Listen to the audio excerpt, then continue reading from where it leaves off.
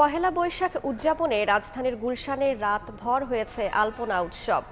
গুলশান ২ এবং ১-এর মূল সড়ক রঙিন হয়ে ওঠে আলপনায়। শিক্ষার্থীদের পাশাপাশি এতে অংশ নেয় নানা শ্রেণী পেশার মানুষ। গুলশান ছাড়াও রাজধানীর বিভিন্ন এলাকার মানুষ আসেন আলপনা উৎসব উপভোগ করতে। আয়োজকরা জানান, বৈশাখী উদযাপন শুধু আলপনার মধ্যেই সীমাবদ্ধ থাকছে না। শাহাবুদ্দিন পার্কে আয়োজন করা হয়েছে ৩ দিনব্যাপী মেলার।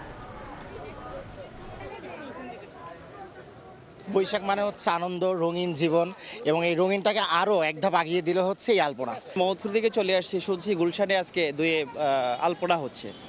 তো প্রতিবারের চেয়ে এইবারেরটা আমার কাছে অন্যরকম মনে হচ্ছে। যখন একটা মেলা হবে তখন আমাদের আরো ভালো লাগবে। বৈশাখে আমি যে আর্ট করেছি আমার অনেক ভালো লাগছে। এটা সকালবেলা ঘুম থেকে ওঠার পরে বাংলাদেশ এই বঙ্গবাসী সবকিছু যেন একটা নতুন পরিবেশ পায়। আজকের সৌন্দর্যটা একটু অন্যরকম রূপ পেয়েছে আর কি। গুলশান এলাকায় এই পহেলা বৈশাখ কেন্দ্রিক তার যে আকর্ষণ, তার যে ব্যাপ্তি কোনোভাবেই কমেনি এবং আরও বেড়েছে।